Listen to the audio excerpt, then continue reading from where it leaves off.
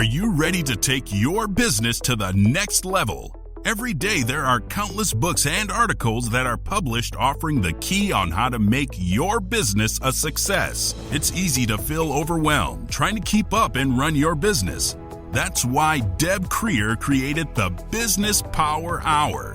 Keep up on the latest trends, best practices, and techniques for how to make your business a success. Let the Business Power Hour do the heavy work for you. Good morning. Good morning. I am Deb Creer, and I am passionate about giving professionals the tools that they need to make themselves and their businesses as successful as possible. And oh my gosh, talking with one of my absolute most favorite people in the world today. Had her on the podcast way back in 2012. What the heck? What 12 years ago. What? I know. So please join me, everybody, in welcoming the wonderful, the fabulous Gina Schreck to our program. Welcome, Gina. Thank you. Hey, so fun to be like getting to do this again. I mean, back in 2012, wow, the world was definitely a different place in our marketing world and what we were doing. I know. You and I talked about social media because you were the social media queen. That all was I what lived you in. Did. I lived and breathed social media. You know, and now it's like. I mean, it's kind of crazy because I look back and say I wrote a book about Twitter in 2008. Right. When it first kind of really started. Business, when it first started. Then I wrote a book, Social Media Doesn't Work Unless You Do, later. And then decided to just completely pivot into something very different. Very different. Right. So let me tell people a little bit about that, and then we'll jump in. Yeah. So Gina Schreck is a wife, a mother of 4. I know. And more importantly, she has 9 and 1 on the way, grandkids. You started when you were 12. We know. It's true. It's true. She is a business owner, a speaker, and an author. After 23 years of running an award-winning marketing agency, she realized she was miserable and wanted to start something new. But what? So at age 55, she discovered the world of coworking and has been on a journey to build a community and put a dent in the loneliness epidemic that faces our society today. She started completely from scratch and has built one of the largest shared workspaces and event centers in Colorado. She even wrote a book about it called Changing Directions and Starting from Scratch. Fox News selected Gina as one of the remarkable women for 2023 for her work helping entrepreneurs thrive in their businesses. So, oh my gosh, welcome again to our program, Gina. Thank you. Yeah, a lot has happened. Wow. I mean, I always say, I think I've lived 5 lifetimes already. I know. And I still feel like I have a couple more to go. Right. So tell us a little bit more about that. Tell us, how you decided to, initially start your business, because it was very interesting. You and the hubby were just kind of, let's make the leap. Yeah, that was back in 1995. We made the leap and both of us quit our jobs. We started doing sales and marketing training. And as we were out doing training, we heard about this new thing, social media, that was coming on the scene. We were the ones doing the crazy. People would whisper about me at conferences. There's the crazy virtual world person. Yeah. We were doing a lot Twitter. in virtual. I would know even crazier. I was doing work in Second Life. So we were doing avatars. That's right. I 3D remember immersive. That. Yeah. Yes. I was doing a lot of work with some tech companies where we would go in and hold classes and marketing training in these virtual spaces. And that's why I used Twitter, was to find other companies using Second Life, going, there's got to be other people doing this. Then Twitter, I was fascinated by how easy it was. So we kind of got into that and then started, I would be asked to come and speak at conferences because there were very few women in that space who were in the social marketing space and speaking. And so I would speak at conferences, which then led companies to come up and say, hey, can you just do it for us? That led me to building, kind of keep pivoting with the flow And that led me to we had a team of 12 marketers writing content, posting content, doing video editing, podcast. We did a lot of podcast editing and things for clients. And I was looking for space for our team of 12. And we kept wanting to be under one roof. Right. First, we thought it was cool to be virtual and everybody worked remote. I can be in my jammies and work from home. Yeah. And then we were thinking, okay, we need to, be together at least part of the time. So we started going in and looking at spaces. And one of the places I had spoken at a conference in Indianapolis at this place called Developer Town. And Developer Town was, I call now, bro working. It was all guys, and they were an app developer, and there was programmers. It was all guys, but they were in tiny houses. So basically tough sheds inside a warehouse. And it was so cool. And I was speaking at the event side of the business. And after I said, I need to know more about this space. I just fell in love with it. Right. And they literally were tough sheds inside a giant carpet warehouse. And I came back to Denver. I told my husband, I know what I want to build. I want to build Marketing Town. And I'm going to have a little tiny house for each of our marketing segments. And just was so gung-ho about it. And my husband said, what are you going to do? Buy a warehouse? Right. And with what? With what? And like, where would you put like, you're going to buy a warehouse? Well, those are in areas that you probably yikes, you can't be there after dark. Yeah. So as I'm standing there excited and he's poking holes in my idea, I suddenly sat there deflated, thinking, oh yeah, I guess that's a stupid idea. And I always equate it to when you wake up kind of at, 4 a.m. with a dream that you just had, and you think it's a great idea to start an airline for guinea pigs. And and then when you come to, you're like, okay, that was a weird idea. Yeah. What did I have before I went to sleep? I'm like, what was I thinking? And so I went back to my office and was like, yeah, I guess that's crazy, and put it on the back burner. Well, in 2019 or probably 2018, when we were looking for office space, I thought maybe now's the time to build my idea of Marketing Town. And I started looking at warehouses and started looking at other commercial buildings. And what I found was, I don't know how they got away with it in Indianapolis, but fire code says you can't just have a bunch of tough sheds in a warehouse. They all need sprinklers and HVAC. Yeah. But it did make me, I got to a point where I had been unhappy with what I was doing for 8 years. And I think a lot of us, we get to a point in our career, we're really good at what we do. Right. And we're making enough money that we go, we can't imagine shifting. But it's become a job. But it's become a job.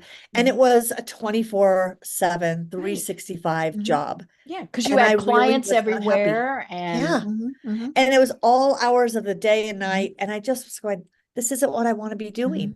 But I just didn't know how to pivot, as the word everybody uses. I just didn't know how to make that change to start something completely different. Right. And so for a year I overlapped. I decided to open a co-working space out of necessity. I needed office space for our team. Right. And but only thought, well, part-time. Only part-time. It's like, well, what if we get a space that's, 5,000 square feet, which turned out to be 10,000 square feet. And then we fill it with our team, and then we rent out the offices for other folks. And I fell in love with it so quickly because what I realized was, like the early days of social media, where you were building community online, you would meet people and you'd learn about each other and you would help each other.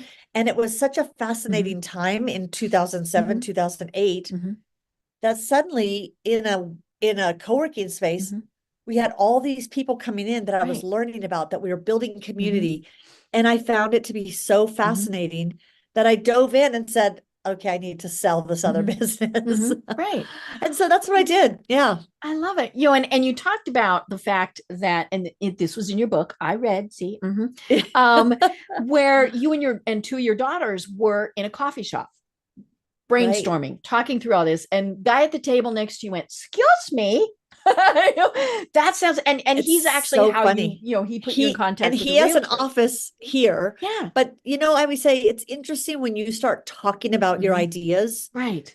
The right people talking about them. people will hear Mhm. you. People will say, I know someone, and hear a total stranger who Right. was sitting at a table next to us said, I can't help but overhear your idea, and I'm fascinated by that. And I know a friend who's a commercial realtor. And I was like, well, that's easy enough. Just go look at spaces to get Right. more data. Yeah, see if it's even doable. It may not be doable, but maybe it's doable. Mhm. And I think that's another thing I've learned in the past few years is so many things that we think are impossible are so Right. doable.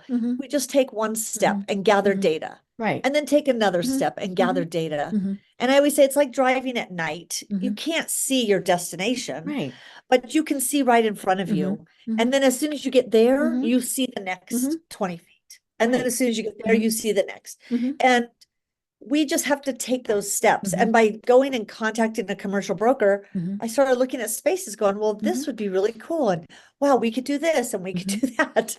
Yeah, and it's been a fun journey. And both of my daughters worked with me for the first 6 months. Then one of them got recruited away to a tech company that was paying her way more than I could ever Yeah, pay. that would be the tricky part. She said, I feel so bad. I don't know what to do. I said, You you'd go say get paid. yes. You say yes, Yeah. please. She can always come back. I mean, You that's can the always thing. come back. Yeah, she's the one that's now pregnant with our 10th grandbaby.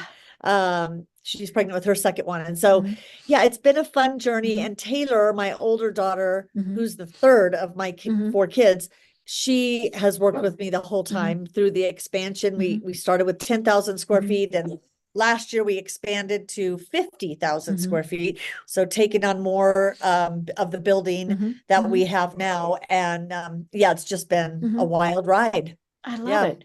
And you call it the Village Workspace. And I love that because it is a village. It's a community rather than just here's an office space that you can use. Yeah. And, during COVID, because we opened 10 days before COVID. We opened I know. March I was looking at 2nd. that date. I'm like, y'all opened in March of 2020. Yeah. Did you really open? Yeah, we did. And we never had to close. And I say the reason we not only survived during that scary few years, but we grew, and it's because we focused on building community. Right. We looked at how do we take care of each other? How do we help this small business with their marketing so they can thrive in this challenging time? How do we connect people?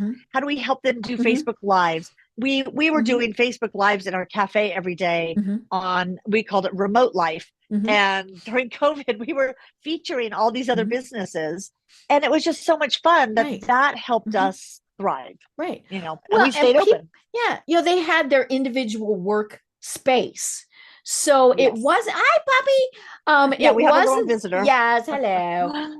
It wasn't that you were in cubicle land where cooties were going to get shared. People were able to go in, they were able to shut their door, they had their space, all of that stuff. That's exactly. And it was just we wore masks, we came in, I felt like it was our little bubble, our sanctuary of normalcy. And then we would leave work and go, oh yeah, there's a pandemic going on. Yeah. But while we were here, we quarantined, I always say, together, where we saw each other every day, we helped each other every day, we stayed our 6 feet distance, we just did things to help each other get through this very tough time for small businesses. And more people kept coming in saying, I'm working from home. My kids are doing school at home. I need an office. I need a space. I need a space to get out of my house. And, we have this podcast room that I'm in right now. It's we have a wall on this side that's white and with a white couch and lights and stuff that people do videos over there. We do videos and podcasts here. And during COVID, we kept telling people, go in, create content. Here's what you need to do. We did podcast classes. We just were helping people get through this tough time. And it really was such how we always look back at our tough past with romantic rose glasses. And I look back and say it was such a cool time of getting to know each other on a deeper level. Right. And I think that's what really bonded the members here. And then it just, exploded. Right. And obviously, I talked to a lot of people during that time, and many of us were used to being home based. We're small business owners, all of those things. It was not new to us. Yeah. But when you're told you can't go out, you can't meet, Now here in Georgia, they open stuff up pretty early. I mean, it is Georgia. Like here in Denver. Yeah. Like And especially because we could have outdoor functions. But Right. I didn't go. I mean, my health was questionable enough that it was like, no, I need to not go and be with people. So I did a Right. lot of online networking. But it was so funny because, the second you tell people you can't go to can't. here, like and I think that was one of the things that was the hardest. But it's as you said, all of a sudden they had the kids at home, they had the spouse at home. Yeah. I interviewed one person and she was so funny. She had kids, and a spouse and all that were all of a sudden home. And she told me, she said her commute to her office had been her only private time. Exactly. And she said, so she still did it. Every morning she got in her car, she drove around for like 20 minutes, drove home because her commute was normally like 40 minutes, right? And she said, and she did the same thing in the afternoon. She would turn on the radio, she would listen to podcasts, she did whatever. And she said that's how she kept her sanity, was, she still needed that time. And so, it's like you said, we all adapted, but it was definitely a crazy time. Well, and I started seeing this loneliness epidemic where people, and I think it happened during COVID, but I think it even happened before that, where so many people were remote workers, so many solopreneurs. And then I started hearing from people that say, I work in a big company and I'm lonely. I don't have relationships with anybody there. We do nothing together outside of work. We don't even eat lunch together. We eat at our desks, by ourselves. And what I started seeing is how much people just needed a friend at work.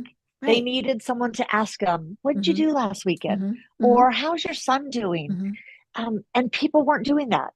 And when my daughters and I opened this, I said, that is our number one goal. Yes, we're here to sell offices. But before that, our job is to build that community and make people feel that this is where they belong. That they come in here and it's a home away from home. It's an oasis where they can do their business, but they also can build friendships. They can build a network that will support them in tough times. And, I kind of learned that you and I both, you were here in Colorado at the time. My older son was at Columbine during the shootings. And we saw after that how people came together and hugged and cried and supported each other. But what it taught me 6 months later was what happens to the person who's going through cancer treatment that it's not on the news. Nobody knows because we don't even know our neighbor. And how important it is to get to know people that are right around us because they might be going through something that they need your help and support. Well, that happens in our workplaces, but nobody knows their neighbor in the cubicle or office next to them. Right. And then, there's a variety of reasons for that, but I think, and now I haven't been in a business environment where, I was in cubicle land for 20 some years now, but, but it was different. We celebrated birthdays. We did go out after work. You had you had a holiday party. You did things together, and they don't do that. No, a lot of companies have stopped all that. Well, here's an example. I mentioned to you as we were chatting before, that my husband officially retired last Friday. And he had been with his company for about 37 and a half years. Through various changes, right? And all sorts of things. Now I was gone, not that mattered, but now he has worked remotely since COVID. They never went back in. They still had their office and they went in on occasion. He had to go in on Friday, give him his computer, files, all that good stuff. Nobody took him to lunch. Nothing. Nobody did anything. Now, most of his team is totally remote. I mean, that's part of it is, his boss is in New York and, and all of those things. And 2 weeks ago, they did send him a box of cookies. Anticlimactic. I mean, and It's funny. Wow. I should have ordered him, like a fake plastic watch, right? That was gold. Um, Right. but my neighbors, God bless them, took him Mm, out for beer afterwards, because they felt so bad that absolutely nothing happened. But yeah, I mean, it that's a was shame. even Yeah. even people he knew but weren't part of his team. They didn't even go to lunch. I mean, it was just kind of That's this, really I'm sad. done. Yeah. And yeah, I mean, 4 or 5 years ago, you would have had the party. You would have had Yeah. the goldish A watch. dinner, like a gala Yeah, yeah. of Hmm. celebrating the Hmm. people who Right.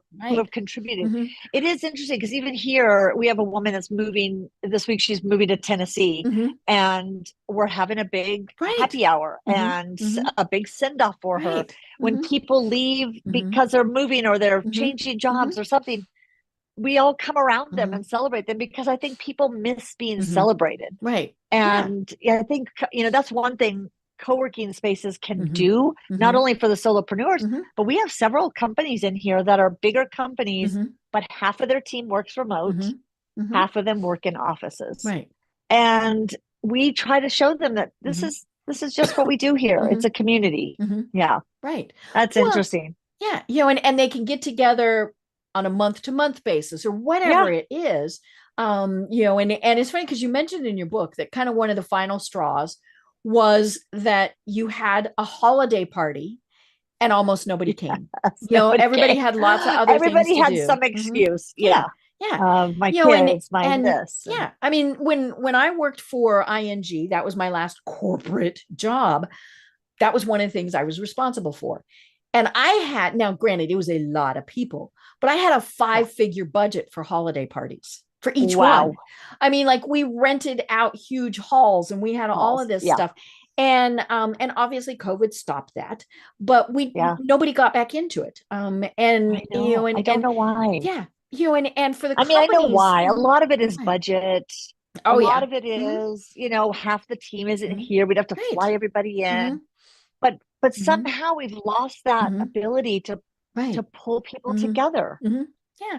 Yeah. And Interesting. I know that statistically, and I think they still say this, people are getting more work done in a lot of cases, excuse me, remotely. But Right. it's those little, I hate to say intimate, but those personal moments It by is. the coffee maker where you're Yeah. talking, it used to be the water cooler, right? I don't even know if they have water coolers Yeah. anymore, Yeah. but where We you do. We said, have a couple hey, of them. did you see that, who won in football yesterday? Or, how's your Right. daughter doing in soccer? Yeah. Those were just the little things that made us feel like a community as opposed Right. to, hey, we're just working in the same place.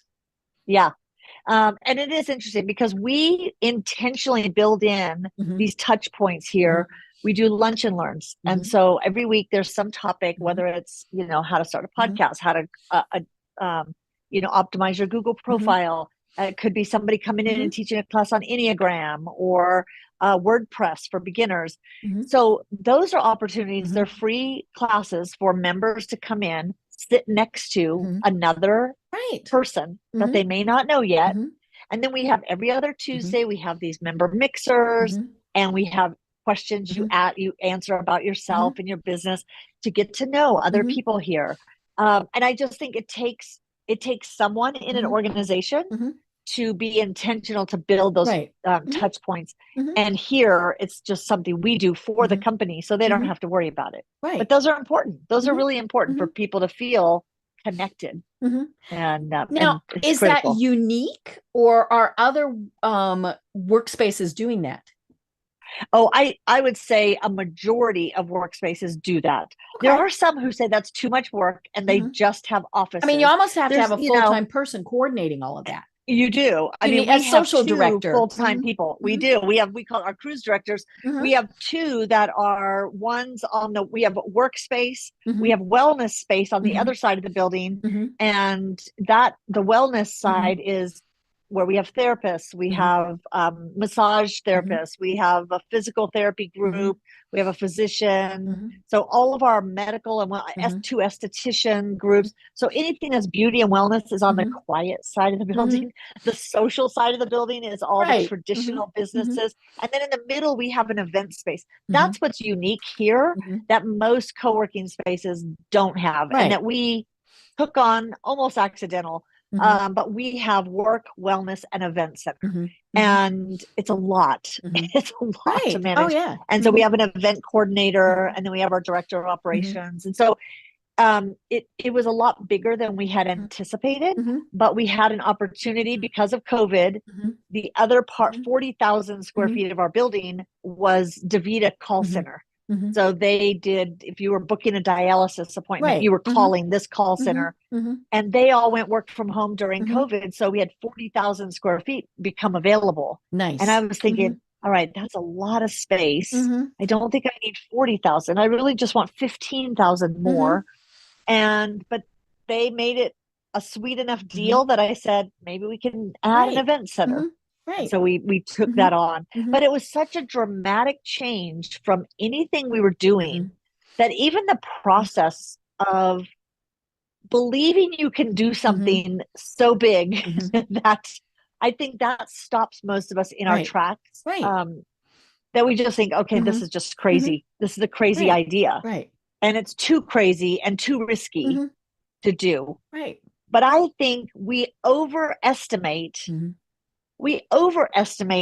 the taking a risk. And we underestimate the downsides of the status quo. We underestimate when we stay in the ruts that we're in.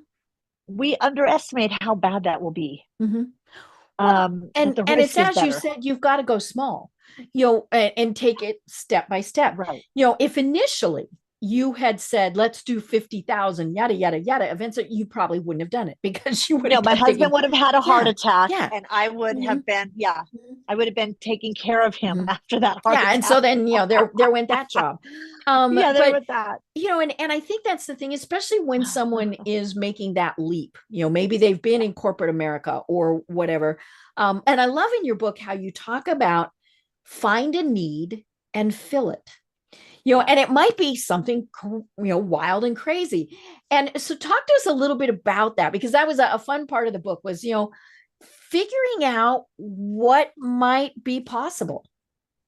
Well, it's interesting because I knew I was miserable and I kept thinking, okay, I want to do something different. And I was coming up with all kinds of ideas. Let's open a dog bakery called Bonjour, and we'll do dog bakery and coffee.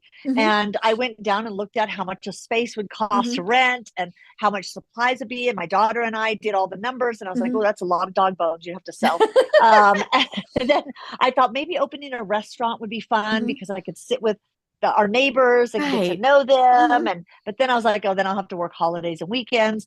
And then I thought, oh, maybe a coffee shop would be cool. You get to at see 4 in the morning. morning. 4 in the morning, all of a sudden that idea went out the window. And so I had to come up with lots of ideas. And then when I started thinking this co-working idea, the risk was high because I knew I had to get a big big space, and you had to do the build out. I mean, it's not just that you had this empty space.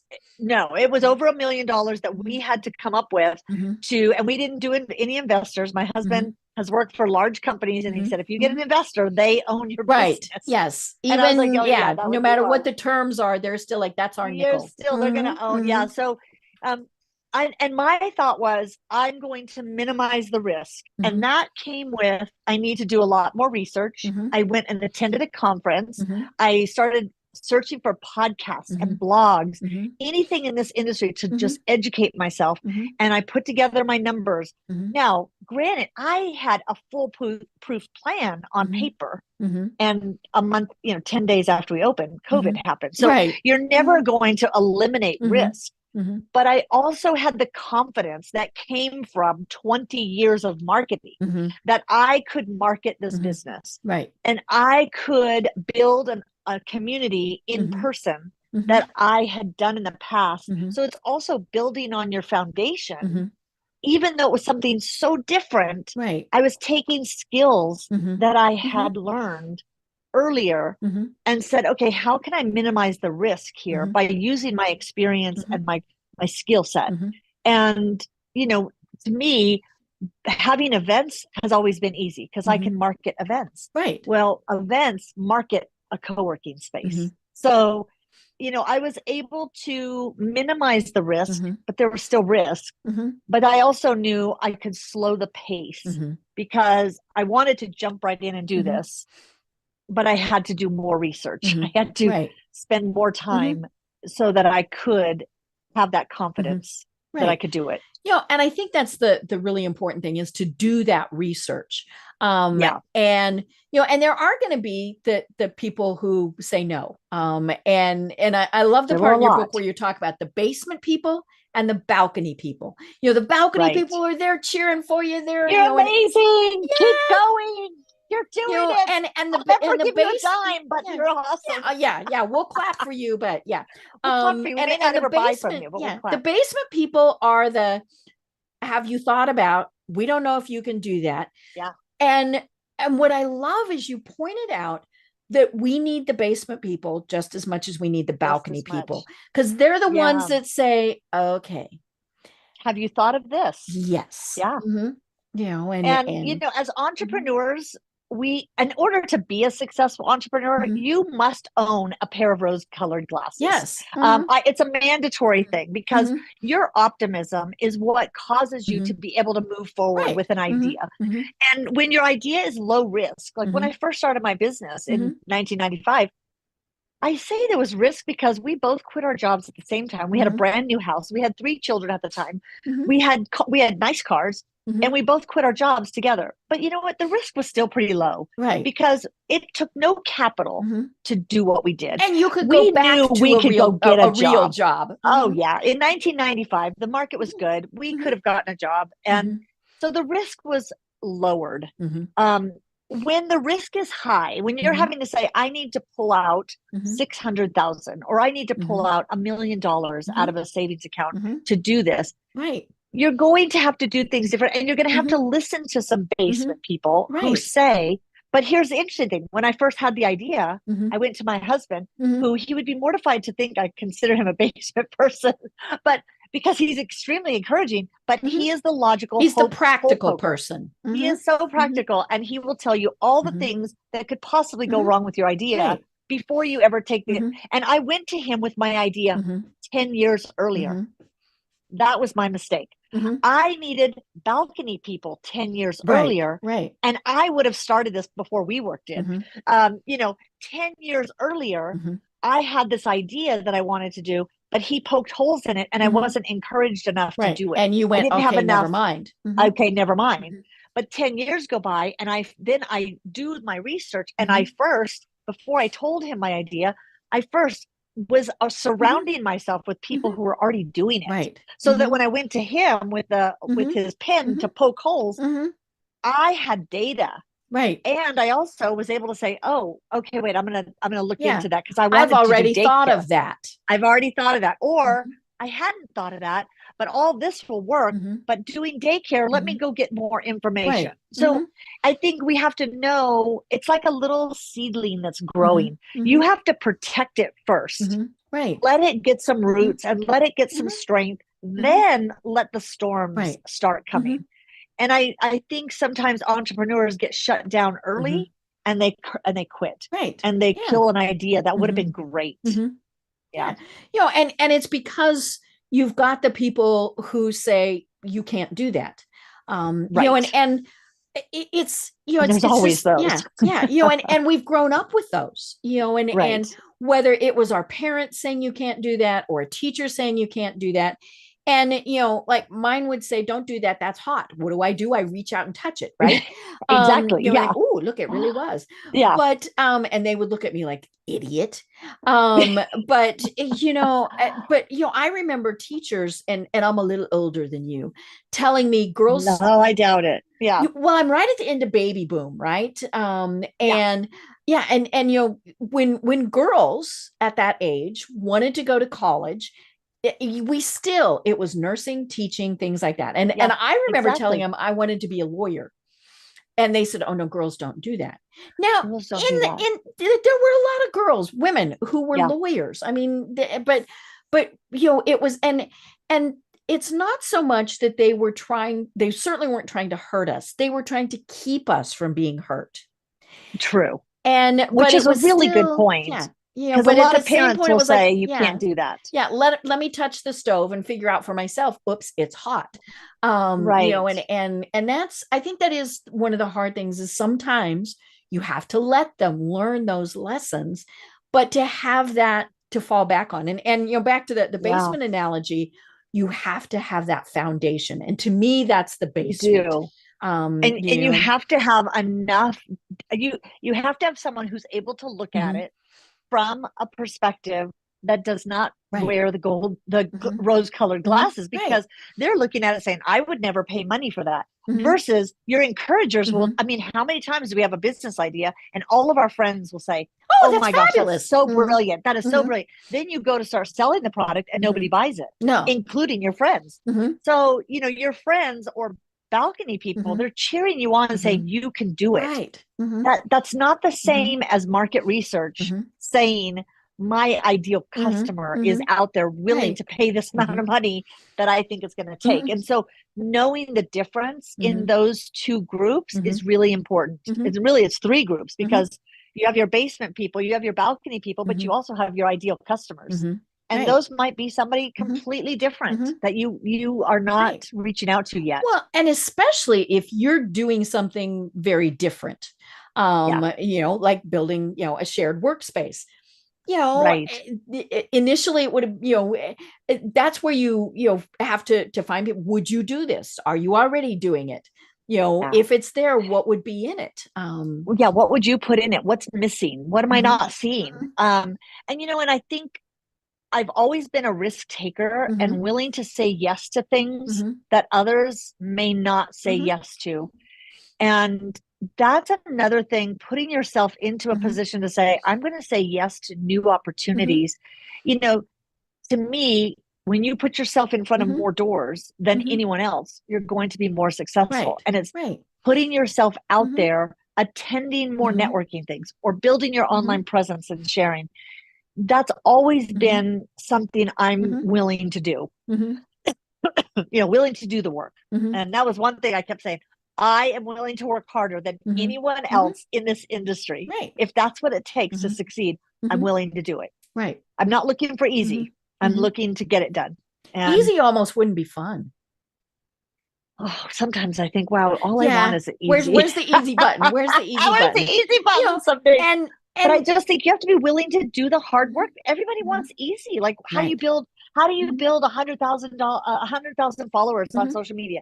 They're wanting the easy button. And Mhm. I was used to Right. hearing that. Mhm. And it's like, you know how Right. you do it? Every Mhm. day, get up and Right. write content. That's Yeah. how. Yeah. When we started in social media, that was when you bought followers, right? And Everybody was they, buying yeah. followers. Yeah. And I would tell my clients, no, no, no, no, no, no, no. Yeah. No, go slow and do it Yeah, right. because having 10,000 people who are not ever going to Ever buy gonna from buy from you you. is a total waste of time. Get Yeah. It's a better to have hundred. three. Yeah. Yeah, Or 100. Yeah.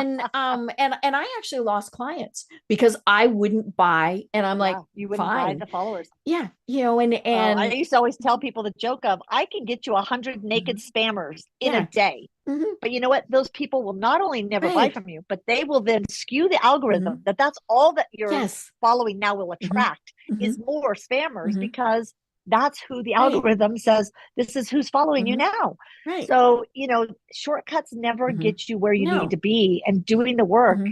is the only Mhm. way that's going to, long Right. term be Right. sustainable.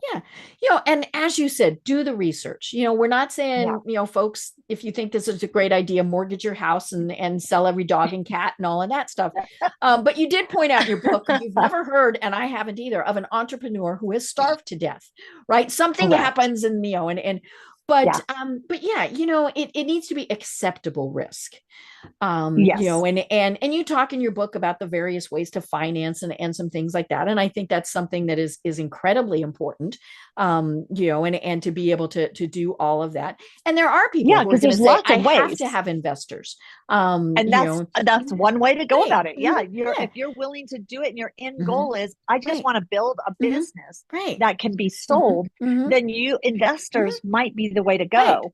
Right. Yeah, there's a lot of different ways Yeah. to finance a Yeah, business. partners. I mean, and we all started by using our own money, our credit cards, all those various Yeah, things. And of course, the goal is to get away from that as fast as possible. right, right. And I also say, hang out with people who are doing those big investments, and hang out with people who are taking huge, like big financial risk and paying off, because you start seeing that, oh, I was thinking down here that this was hard, but now I'm hanging out with these people. I mean, there's groups, there's one here in Colorado called Cash Flow Club, and it's an investment group that they meet once a month, and they share real estate investments, ideas and learnings. And I just thought, hanging out with them, all of a sudden I'm thinking, oh, okay, I'm thinking small. I need to think bigger, that this is possible. And I love, there's a guy, Brandon Turner, who's in the real estate kind of arena. And he had a quote that said, hang out with people who make doing the impossible seem like it's just a Tuesday morning. I love that, because there are so many people who think what you're doing is hard. You told me that you might have voice problems. No, and now you're having voice problems. I'm sorry, I was contagious. Yeah, I took it for you. But I just think when we hang out with our same network, we're in our same association group, we stop thinking things are hard, and we're thinking, I'm kind of top dog here. It's time to move. It's time to move to a new group. I love the saying, never be the smartest person in the room. Exactly. What would be even better is to everybody else in the room be smarter and to learn from them. And it is intimidating. I mean, if I, and there are times I interview always absolutely fantastic guests, and every once in a while they will throw me where I'm like, oh, holy schmoly. I interviewed. I don't know anything about this. Yeah. Well, or just their accomplishments are so incredible. I've got a guest coming up in the future who is the head of the medical services for the NFL. Of the NFL. And reading his bio, I'm like, oh my God, what am I going to say to this person? I've pre-recorded it. He is the most wonderful, delightful person in the world. Right. But it's okay to be a little intimidated, but to also know you belong. And I think that's one of the big things. We're not, no imposter syndrome.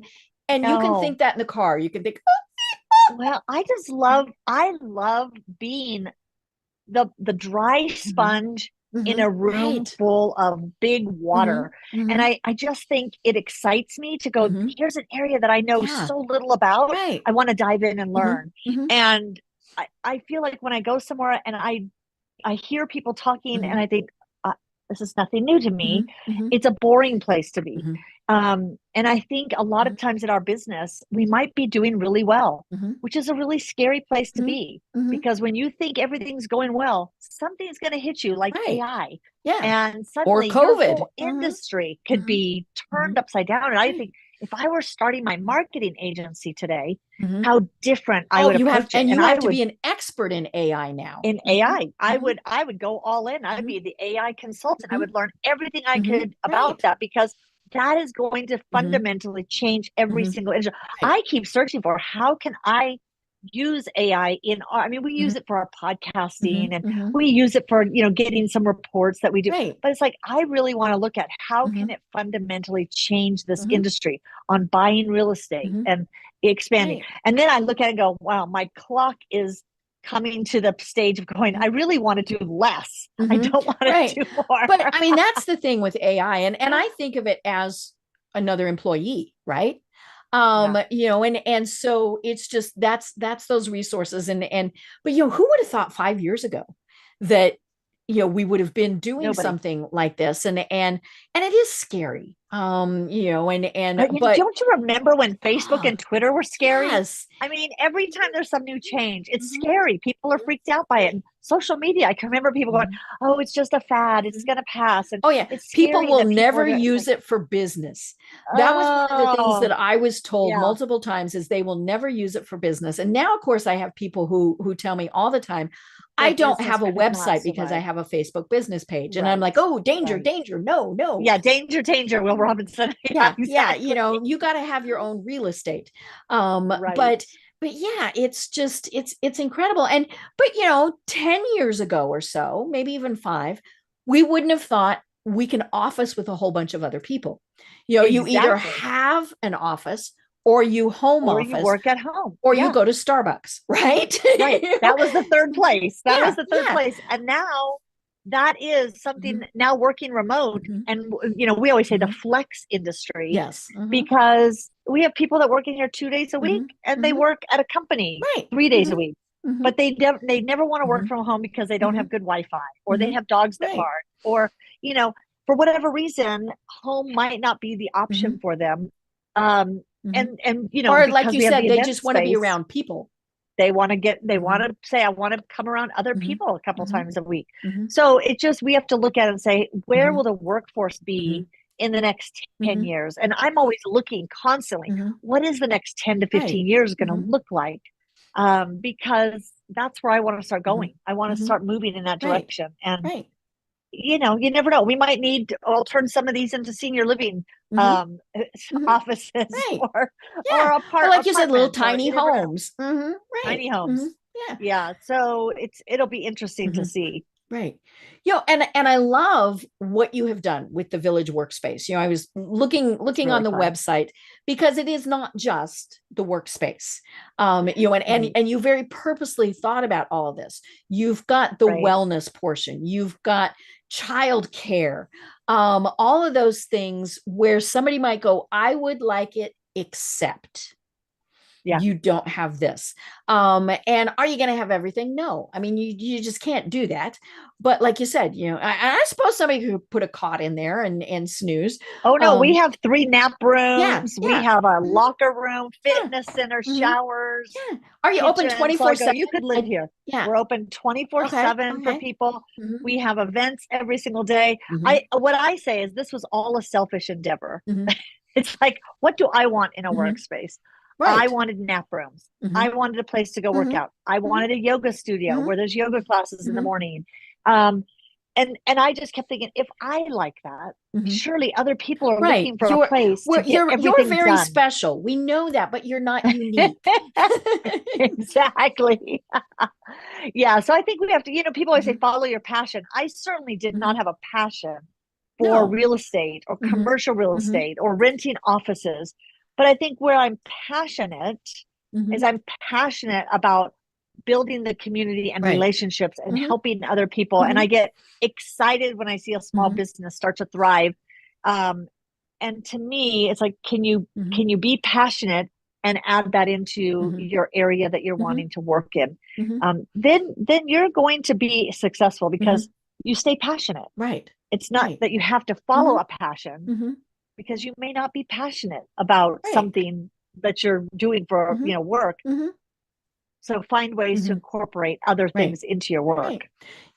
And do what you need to. Yeah. It was Yeah. funny. I was talking with somebody earlier today about that word, and I always thought it was a four-letter word, delegating. I had to be in charge, right? I had to do it all. I had to, Yeah. and the first VA that I hired that worked out. Now I had to learn how to hire VAs. It took me a while to get the hang Right. of that. Is my producer, who I think Kim has been with me 4 years, maybe even 5. Wow, And that's amazing. she does all of the working with all the Post guests. She production. does actually I Oh do the yeah, she post does production. pre. Yeah, Okay. so she does, and then she does all the social media posting. Wow. Getting back with the guests, you'll get an email from her. Here's the links, all those various things. I used to do that, because Yeah. when I started out, I used to do all of that stuff. And then it finally dawned on me, not only could she do it and free my time up to do something else, she does it She could do better. it better. And of Yeah, course, better's the exactly. hard part, right? To admit, ooh, somebody can do it better. But, and so, that's the thing. If you don't like invoicing, I hate invoicing. Yeah. Oh my God, when I discovered I could automate invoicing in QuickBooks, the sky parted, the clouds, the angels Yeah. sang, I mean, all those various things. And it had done that for years. I just didn't know you could do that. And because I would have clients, God bless them, that would say, you haven't invoiced me in 2 months. And I'm like, Yeah. and because I See, this is hated where doing that. automation, Yes. ours automates. And of Yeah. course that's where a lot of AI is going to come in. Yeah. And I use it like I write a blog. That's where I do it as it either it's not to the point where it just starts, but I will Right. say this is, here's the first paragraph, building on that. What can you do or whatever? And then I go back and I proofread Right. it. And there are times like, I don't even know what that word means, so I wouldn't use it. Or writing letters. I mean, all those things that AI can do. Right. And the important thing is then it does free us up to be doing something else. True. True. Yeah. Using your talents, Mhm. and I always say that's one thing that all of us need to look at is Mhm. how can I look kind of legacy down the Mhm. road? Mhm. Every person should either be Right. blogging, creating Mhm. videos, podcasts, something, Mhm. get that Mhm. knowledge out of your head Mhm. and share it with others. Right. And I feel like Mhm. that's kind of the chapter I'm Mhm. moving into is I want to Mhm. write more. I want to Mhm. create more content Mhm. that's the experiences Mhm. and just things that I've Mhm. gone through that I've Mhm. learned lessons along the way, Right. which is Because that's like the we key. said, we're not unique. So how can we share that Yeah. and help others? Right. And that's what I loved about your book is it really is walking people through the process of what if, what's Yeah. next. And I mean, some people, they're just absolutely thrilled with where they are. God bless them, right? Yeah. But there's an awful lot of people who are doing the what if game, the oh my God, Yeah. it's Or Monday. they don't have the confidence yet Right. Mm-hmm. because they haven't Mm-hmm. examined their Mm-hmm. life in a way that Mm-hmm. looks back at all the things Right. they've already Mm-hmm. accomplished. Mm-hmm. And so even in the book, I talked about, how do you Mm-hmm. develop stronger Mm-hmm. confidence Right. in your abilities? Mm-hmm. And then how do you Mm-hmm. adjust your mindset so Mm-hmm. that you can endure Mm-hmm. what's going to be a long Mm-hmm. haul? Mm-hmm. When you start a Right. business, it's not Mm-hmm. there is no easy Mm-hmm. button.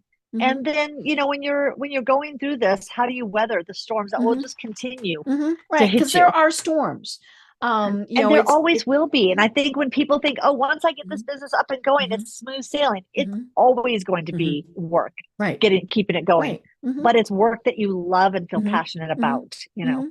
So Right. And I think it's one of those things, like you said, so many people do the what if, but I can't. yeah, And they haven't really looked at those skills that they have. I work with right. folks on how to do their LinkedIn profiles. And it's always interesting when I talk with the women who are going back to work after raising their kids. So they've got this Yes. work gap. Or military Oh, but folks. they've done so Yeah. much. Yeah, Oh, yeah. They organized PTA. They did this, they did that, and the military exactly. folks who say, I've done this for 20 years. And I say, okay, well, hopefully we're not taking somebody off to war at your company, but maybe you were the Right. organizer, you budgeted, you Right. managed You people, were the all of project those things. manager. You were Yeah. the, yeah. Yeah. And I It's had one mining your gentleman. life. Yeah. How do you Yeah. mine your life for those Yeah, nuggets? yeah. You know, I had one gentleman one time who was applying for managerial positions and getting nothing. It was so I was talking to him and what do you do for fun? And when you're not working. And he was a lay minister. Now, you got to watch, that, especially on LinkedIn, but I said, okay, let's talk about that more. I think there's going to be some skills in there that we can right. do. He was a public speaker. He did the church budget, all of those things. Interesting. And yeah. And so we used, and it was really funny because the speaking was what caught somebody's attention. They said, Mhm. if he can get up before a congregation every week, Right. then he can get in front of a team meeting. Yeah. And he said, yeah, they very specifically told him that. And so yeah, you just kind of have to look. If you're the mom or the dad going back to work after being Yeah. off for a while, did you organize the PTA fundraising? All of those things. What are those skill sets? And if you don't have them, get them. There's so you Well, can I don't volunteer. think we don't write them down either. Right. We We don't don't make even a stop to list of think, all oh the my gosh, things. yeah, I do this No. every day. I mean, Um, ask people mhm, how, what they've done that's right. hard and they Hmm. can't think of ideas, Right. but Hmm. write them Hmm. down, Hmm. make a Hmm. list, look at Right. that list. Hmm. Yeah. Hmm. Yeah. And really just think of, okay, how can this transition into the business world? Right. Yeah, because you'll Hmm. find you've got Hmm. more experience Right. and you're Hmm. stronger than you know. Hmm. I would say when you think you can't do it and it's Hmm. impossible, Hmm. just look at all the other things that Hmm. have helped you Hmm. expand Right. and you'll find that you're stronger Right. than you gave yourself credit Yeah. for. And if you don't have the balcony people who are cheering for you, then get them. And whether that's, and the thing is, you probably have them and you don't know it. Right. We've got all these Facebook friends who know we do this little box thing, but whatever we do, we're in that little box. And then if we tell them, hey, they're like, whoa, you could do that. That sounds so cool. But it's like, join a new association, go to a new networking group, find people who are doing the things you want to do so that you can kind of follow in their footsteps and learn. And those are great balcony people. Yeah. And you might decide, oh, no, didn't want to do that.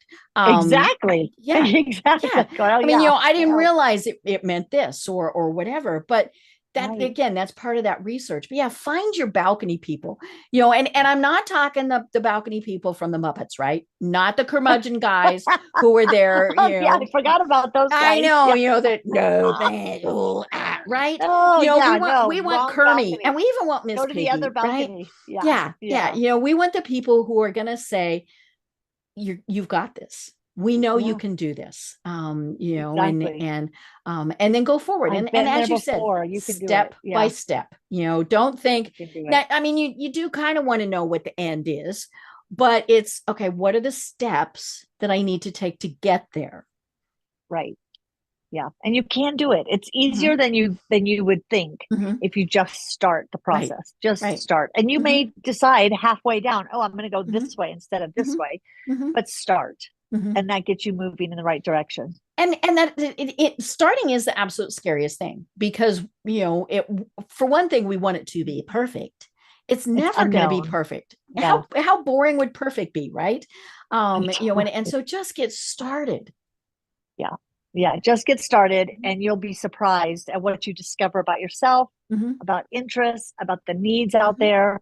Just keep taking those steps and you'll find yourself in a totally new place. I mean, I started from zero, no experience in this and have built this up. And now we're on, going our 5th year and have expanded, 5 times the size we started. I never would have thought that in the beginning. Right. So just start. I love it. Are you going to do other locations or are you happy with just being in one? It's interesting. 6 months ago, I had PTSD just thinking about another location. I was like, oh, this was such a big project. But I am looking at a couple locations going, okay, we'll do another one. Maybe not as big. 50,000 is a lot of space.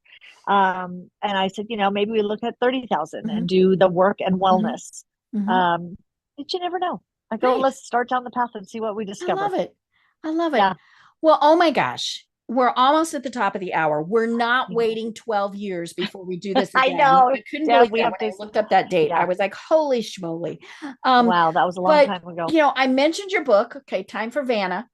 Get the book up. Vanna. Changing Directions and Starting from Scratch. It's a quick read, folks, but great information. And we'll have the link to that. But tell us just a little bit more about the Village Workspace.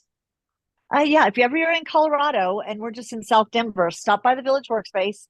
You could check out, you could see our fun fly through drone video at the Village and the dog's view. I love the dog's view. And the dog's view. I love that you could hear the dog eating the milk bones that people were giving to it, right?